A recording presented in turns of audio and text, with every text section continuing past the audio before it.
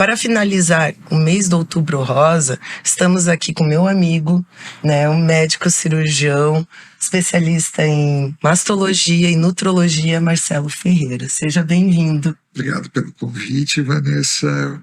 Fico à disposição para a gente conversar especificamente sobre câncer de mama e tudo que está envolvido com a patologia, diagnóstico, tratamento e prevenção.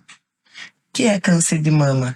Então, o câncer de mama é a neoplasia maligna do tecido mamário. Existem vários tipos de câncer de mama. Existem os tumores que são receptores hormonais positivos, os tumores que são HER2 positivo, e esses podem ser receptores hormonais positivos ou negativos, e os tumores triplo negativos. Para cada um desses tumores, tem tratamentos diferentes. Então, inicialmente, às vezes você trata com cirurgia, outros você inicia com quimioterapia, depois cirurgia. Então, a fase mais importante desse trâmite do diagnóstico é estabelecer se aquele nódulo que foi identificado é maligno e, se for maligno, que tipo de câncer de mama que ele é, para daí instituir a terapia mais adequada para cada um desses casos. Que sinais e sintomas eu devo me preocupar? Então, os tumores de mama geralmente se apresentam com formações de tumefações, nódulos palpáveis, podem aparecer como drenagem de secreção pelo bico do seio e também por alterações do tecido cutâneo. Às vezes a pele vai ficando avermelhada com aspecto de casca de laranja.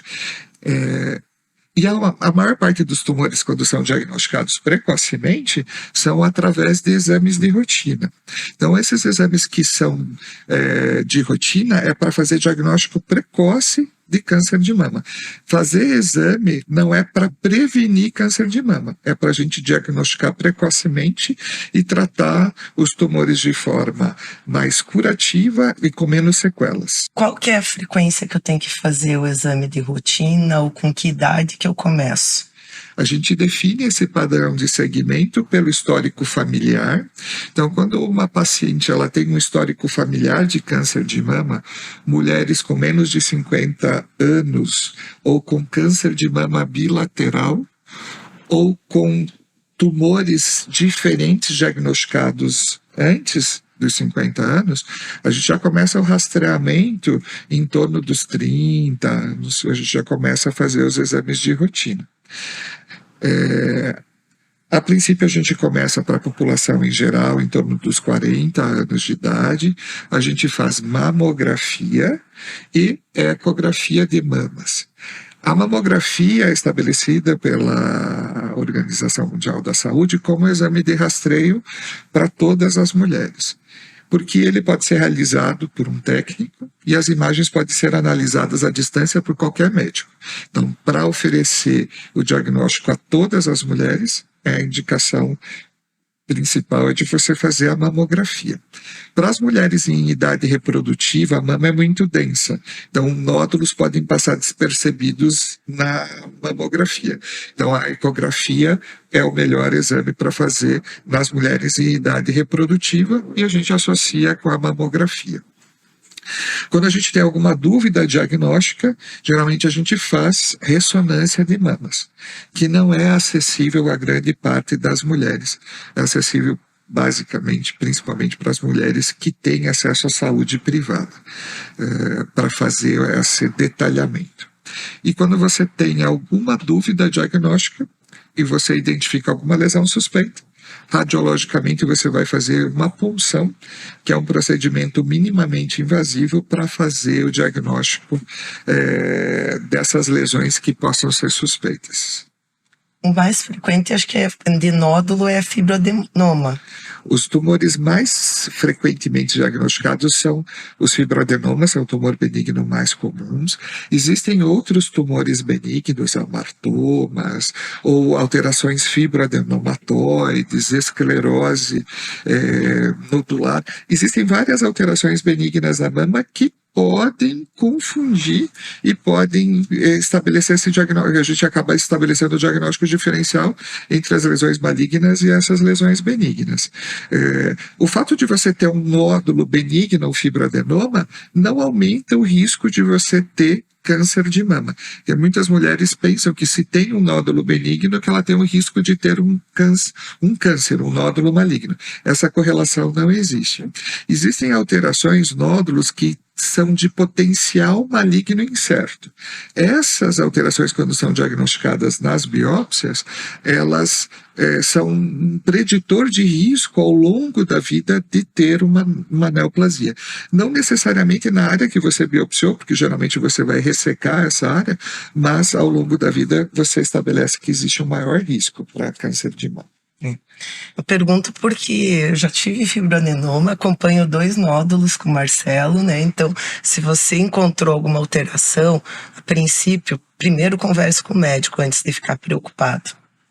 E de fatores de risco para o câncer de mama, então a gente tem os fatores que são relacionados à parte reprodutiva, tem a primeira menstruação muito jovem, e hoje isso é muito comum por causa dessa interação que existe da parte neuropsíquica com o amadurecimento do eixo sexual. Então, a primeira menstruação antes dos 12 anos, a última menstruação depois dos 55, então ter uma menopausa mais tardia, não ter filhos, ter a primeira gestação depois dos 30 anos.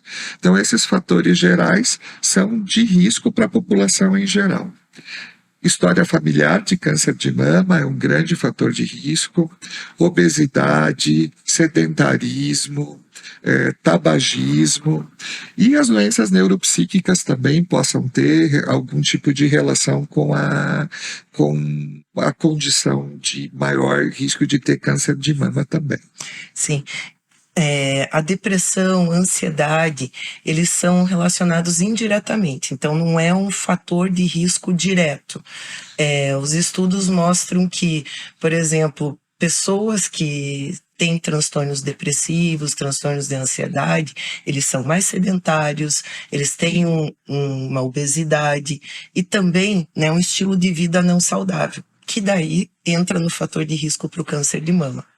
Tem uma revisão, né, que foi publicada esse ano, pesquisando a correlação do câncer de mama com doenças mentais graves, como transtorno bipolar, transtorno depressivo e esquizofrenia. Pacientes com esquizofrenia apresentavam uma correlação positiva com câncer de mama, modulado por um mediador que é o tabagismo. Então é importante prestar atenção nessa população. Um dos fatores de risco principais é o álcool. Considerando que 1,6% das brasileiras têm problemas de abuso ou dependência de álcool, é importante considerar como um fator de risco para o câncer de mama e também atuar como prevenção nesse grupo. Há um aumento de 7 a 10% do risco de câncer de mama a cada 10 gramas de etanol, que é o equivalente a uma dose de bebida por dia, em mulheres na pré e na pós-menopausa. Vanessa, a maior parte das pacientes com diagnóstico de câncer de mama vai passar por um período de muita tristeza, angústia, melancolia, ansiedade. E a maior parte desses pacientes vai acabar precisando de um tratamento, de um acompanhamento psiquiátrico. E muitas dessas pacientes já têm algum grau de alteração emocional e já faz tratamento, assim. Para a gente é muito importante estabelecer isso porque alguns pacientes fazem uso de alguns medicamentos que a gente precisa ter o acompanhamento psiquiátrico e às vezes mudar medicações, fazer algumas adaptações, assim. E eu queria ver com você, assim, como abordar isso assim com os pacientes, essa questão do diagnóstico, da depressão, da angústia, da ansiedade e as medicações durante o tratamento e depois do tratamento. Sim. É fundamental abordar isso, até porque, né, existe uma grande prevalência de depressão e ansiedade em pacientes oncológicos. Isso pode piorar o prognóstico, a resposta do tratamento e até a evolução, né, O câncer mais grave do receptor, o HER2, ele fica mais agressivo quando não tratado. Porém, então, aquelas que ainda não estão em tratamento, é muito importante passar por uma avaliação psiquiátrica para ver qual que é o tratamento mais indicado. E naquelas que já fazem uso de algum medicamento, é importante avaliar as interações medicamentosas. Existem alguns medicamentos que têm uma inibição da 2D6, que é uma enzima do citocromo P450, que vai interferir na metabolização do tamoxifeno. Então, por exemplo, fluoxetina, paroxetina, fluvoxamina são alguns exemplos de medicações que a gente evita ao máximo usar. Alguns medicamentos são mais seguros, alguns de acordo com o sintoma que a paciente também apresenta. Por isso que é bem importante você especificar o melhor tratamento, né? Individualizar. E também tem a questão da sexualidade, que as pacientes acabam sendo bloqueadas a parte Sim. hormonal e vão desenvolver muitas alterações relacionadas à libido, e já tem também a interferência, às vezes, do antidepressivo com a libido. Isso é uma coisa que é difícil para a gente abordar também e tratar no consultório, e a gente precisa do apoio do psiquiatra, do terapeuta, para melhorar essa condição e melhorar a qualidade de vida. Sim, até porque não é só a sexualidade, ele envolve a autoestima. Então, muitas vezes em tratamento você vai ter a mastectomia, né? Então você vai trabalhar toda a questão da imagem corporal, a perda do cabelo na quimioterapia, além, né, da questão hormonal, que daí interfere diretamente na libido. E as interações isso com as medicações também. Eu ia perguntar, só mulher que tem câncer de mama? Não, homens também têm câncer de mama. Quando a gente tem um diagnóstico de câncer de mama em homem, a gente estabelece que existe um risco genético. Então, a grande maioria dos pacientes tem alguma mutação genética que predispôs ao câncer de mama. E isso faz com que seja importante fazer a investigação genética para que a gente consiga fazer alguma intervenção, às vezes, para os parentes em primeiro grau, especialmente mulheres com mutações, especialmente as do BRCA, que geralmente são as mais envolvidas no câncer de mama masculino. Essas mulheres que daí, quando você faz o diagnóstico precoce de uma mutação como essas, as mulheres podem fazer as cirurgias preventivas, a adenomastectomia e a oforectomia, e prevenir o câncer de mama. É lógico que isso também tem um impacto psíquico bem importante, porque você ter o diagnóstico de que você tem um risco maior de desenvolver câncer de mama e de que você pode fazer uma cirurgia, mas que isso também vai modificar fisicamente e hormonalmente o teu corpo. E muitas pacientes não administram bem essa informação. Também é importante isso, estabelecer o acompanhamento psíquico, psiquiátrico, para definir quais as pacientes que têm realmente o perfil para fazer, às vezes, um teste desse e receber o diagnóstico de uma probabilidade de ter risco maior de ter câncer de mama ou de ovário ou outras neoplasias que estão associadas. Até porque, se veja, tem algumas personalidades que elas são bastante ansiogênicas, então um diagnóstico como esse, né, não quer dizer que você tenha um gene, você vai realmente ter a doença, porque tem a questão da epigenética, que são como que a gente pode prevenir, né, a situação. E linkando isso, como que a gente previne o câncer de mama? Então, prevenir câncer em geral vai ser diretamente relacionado ao teu estilo de vida. Como eu disse anteriormente, exames de rotina não previnem ter câncer. A gente faz diagnóstico precoce de câncer. Então, manter o peso corporal dentro do ideal, isso ajuda. A obesidade é um fator de risco. A gente vive num mundo que a gente tem essa possibilidade de a gente ter essa melhor autoestima, mesmo você tendo a obesidade. A gente não pode esquecer que a obesidade é uma doença, aumenta o risco de hipertensão, diabetes e aumenta o risco de câncer. Então, tratar a obesidade é importante para reduzir o risco. Manter uma atividade física regular. A gente tem vários estudos que mostram que tem uma substância produzida durante o exercício que chama irisina. A irisina vai modificar o crescimento e a formação dessas células tumorais. Estudos mostram que as pacientes que já tiveram câncer, que começam a praticar atividade física, têm menor risco de recidiva de câncer. Então, manter a atividade física regular, manter o peso corporal, ter hábitos alimentares saudáveis, reduzir o fumo, não então, o tabagismo, eliminar o uso de álcool, da alimentação, os organofosforados, os agrotóxicos, o que a gente puder reduzir, é difícil isso no mundo que a gente vive, e dos alimentos multiprocessados. Então, a gente ter esses hábitos de vida saudáveis vão ter esse efeito epigenético, e às vezes a gente vai neutralizar a expressão gênica de um gene que possa aumentar o nosso risco de ter câncer de mama, ovário e as outras neoplasias. Então, o estilo de vida é o fator mais importante. Fator de risco também a gente pode considerar como a reposição hormonal. Isso que eu ia te perguntar. Especialmente acima de 5 anos de uso, mas a gente sempre tem que pensar que a reposição hormonal sozinha também não é um fator de risco. Então, a gente sempre tem que avaliar custo-benefício da reposição hormonal. Que às vezes a reposição hormonal vai modificar a qualidade de vida da paciente. E fazer reposição hormonal, se você fizer um acompanhamento rigoroso com mastologista, ginecologista, você vai fazer diagnóstico precoce, porque você vai fazer exames semestrais. Então, assim como você tem qualquer outra patologia, se você usa um remédio cronicamente, você vai fazer exames de rotina para saber se você mantém aquele uso ou se você vai modificar. Está fazendo reposição hormonal, teu exame modifica, você suspende imediatamente a reposição hormonal e faz a investigação do nódulo, da alteração que você identifica nos exames. Então, a gente não contraindica fazer reposição hormonal, desde que você faça com cuidado.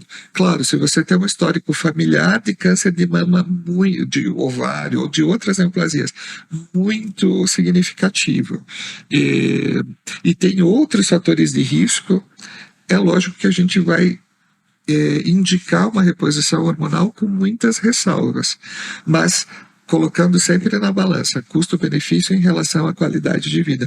Porque algumas mulheres, elas têm uma qualidade de vida muito ruim, não dormem, têm alterações emocionais, têm alterações da vida sexual, aumenta o peso, e isso gradativamente vai também somando como fatores de risco para a neoplasia.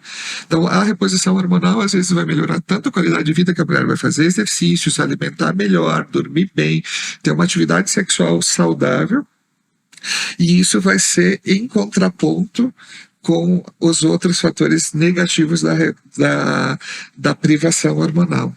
Assim como tem mulheres que entram na menopausa e não tem absolutamente nenhum sintoma. Por que ela vai fazer reposição? Não precisa fazer reposição. A gente direciona especificamente para as pessoas que vão ter um comprometimento da qualidade de vida, ou pontualmente você trata só o sintoma e não vai usar a reposição em si para todas as pacientes. A reposição hormonal mais o álcool aumenta 2 vezes o risco de câncer. Então, tem muito mais a ver com o estilo de vida, né, do que a própria reposição em alguns casos. E associado a outros fatores, porque é sempre concorrente daí a obesidade, o sedentarismo. Então vão se somando outros fatores relacionados a essa questão psíquica, também a parte hormonal. É importante a gente sempre individualizar cada paciente, para daí a gente poder definir quais são os riscos e os benefícios para você poder indicar reposição com tranquilidade. E algumas pacientes assumem o risco de fazer reposição. E a gente, como oncologista, como mastologista, vai fazer um acompanhamento diferenciado, mais rigoroso, para tentar, no momento que acontecer alguma modificação, suspender imediatamente e instituir o tratamento adequado. Do dia a dia no consultório, os pacientes sempre perguntam para a gente se alguma alteração física, um trauma, pode causar câncer de mama. A gente não tem essa correlação. E outras pacientes perguntam se a gente identifica um grande trauma, perda de um ente querido, um trauma emocional relacionado à vida pessoal, que aquilo, alguns meses depois, a pessoa, por sofrimento, ela interioriza aquilo e ela tem um diagnóstico de câncer. Câncer de mama ou outra neoplasia. A gente sabe que isso é muito difícil estabelecer essa correlação, mas a gente vê o relato disso no consultório. Vanessa, você sabe se existe estatisticamente algum estudo que demonstre essas alterações, que esses traumas, que são agudos ou crônicos, estabeleçam relação com o câncer de mama e outros neoplasias? Então, os estudos, eles não conseguem, assim, encontrar dados significativos para correlacionar um evento traumático como um fator de risco determinante para o câncer de mama. Porém, né, eventos estressantes diários de forma crônica, eles podem estar envolvidos na etiologia, né? Eles podem estar envolvidos de alguma forma, né, com o câncer, seja pela hiperestimulação do eixo hipotálamo-hipófise, produção de citocinas inflamatórias. Existe, né, até alguma evidência que o estresse crônico diário, principalmente em mulheres que sofrem violência doméstica, pode ter uma relação. E Vanessa, das pacientes que são submetidas a esse estresse crônico, algum grupo específico tem um risco maior de desenvolver câncer de mamas? Pré-menopausa, perimenopausa, pós-menopausadas? Existe uma relação dessa questão emocional com potencial de maior risco para algum tipo específico de câncer de mama? Então, pacientes que têm um elevado estresse diário, né, eventos psicossociais aumentados, têm uma relação positiva com o câncer de mama, receptor negativo de estrógeno. E, Vanessa, a gente consegue inferir assim que as pacientes com câncer de mama e depressão têm estatisticamente uma condição relacionada ao câncer de mama de risco, ou se isso, da forma que a gente sabe que os fatores traumáticos agudos, a gente não consegue estabelecer que vai ser uma causa ou vai estar diretamente relacionado ao câncer de mama? Então, pacientes com câncer de mama e diagnóstico de depressão têm histórico de mais eventos traumáticos. O que a gente não consegue correlacionar é o evento traumático sendo um fator de risco para o câncer de mama. Mas pessoas com câncer de mama e depressão têm um risco maior e um risco maior também de pior prognóstico. E a gente procura sempre fazer essa abordagem multidisciplinar dos pacientes oncológicos. Então, o tratamento clínico, a quimioterapia, a radioterapia, a cirurgia, vão tratar a doença em si, mas a gente não pode esquecer que por trás daquela doença tem um ser humano. Então, a avaliação psiquiátrica, a terapia por profissionais da psicologia,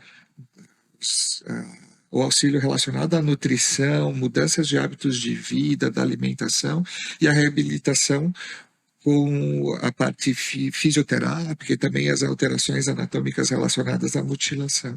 Estatisticamente, e tem os estudos que mostram que isso é muito importante para recuperação e também reduzir os índices de recidiva do paciente. E o que você me fala em relação a essa parte da emocional, da psicoterapia? Sim, você veja que é importante em todas as etapas, né, você ter esse apoio psicoterápico e quando tem algum transtorno também psiquiátrico, mas desde o início do recebimento do diagnóstico, de como lidar, de como seguir com os exames, como os familiares vão lidar, como os profissionais vão falar, esse suporte é fundamental. No diagnóstico, quando você está em tratamento, você vai ter mais casos de depressão, mais casos de transtornos de ansiedade que vão piorar o prognóstico até recidiva, né? Além disso, vai ter comprometimento cognitivo tanto pelos quimioterápicos como também pelo processo dos quadros psiquiátricos, né? Então, é fundamental em todos os estágios e em casos terminais eu acho que é mais complicado ainda, como lidar com a morte nessas situações. E o apoio para os familiares que dão suporte para as pacientes, né? Que isso a gente vê muito na prática clínica, que é a pessoa doente adoece o núcleo familiar. E às vezes essas pessoas não procuram o apoio do Sim, psiquiatra, de um psicólogo, e eles que estão cuidando, que precisam também sim. ser cuidados para que eles consigam dar o melhor suporte para o paciente que está ali nesse processo de recuperação ou mesmo nesse processo de Sim. finitude, né? E no consultório você consegue abordar bastante isso? Tenho vários pacientes com familiares oncológicos, tenho pacientes que passaram por cirurgias, por processos, então você consegue abordar, né? E, e tratar, né? Porque nesse processo sempre existe um caminho de muitas pedras, é muito doloroso, né?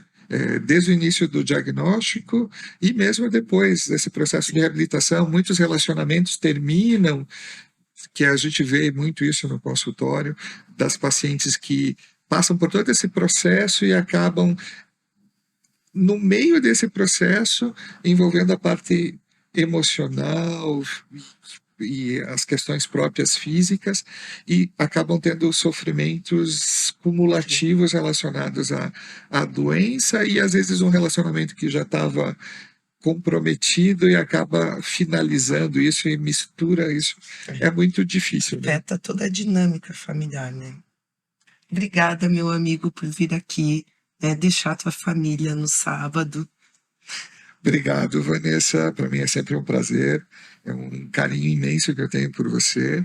E, e foi muito importante a gente abordar esse tema, porque para nós oncologistas a gente fala muito sobre a doença em si e a gente acaba, e detalhes relacionados às questões próprias da doença, a gente não fala sobre a parte emocional, neuropsíquica, psiquiátrica que está envolvida na doença e que sempre vai ter algum comprometimento e que essa avaliação multidisciplinar entre os colegas vai promover o melhor para o paciente. A gente comentou que a gente está aqui não pensando na gente, nas nossas especialidades, mas assim, o foco é sempre o paciente, em fazer o melhor para o paciente, para que ele se sinta melhor e que a gente consiga proporcionar o melhor em cada fase do momento que é feito o diagnóstico. Agradeço muito e fico à disposição para qualquer esclarecimento. Eu fico feliz, né, de poder ter contribuído de alguma forma para o Outubro Rosa. Eu acho que, além de tudo, tem o paciente, tem a família, e é por isso que a gente está aqui fazendo esse vídeo. Obrigado mais uma vez. Se você tiver alguma dúvida, pode deixar nos comentários, envie para nós que vamos responder.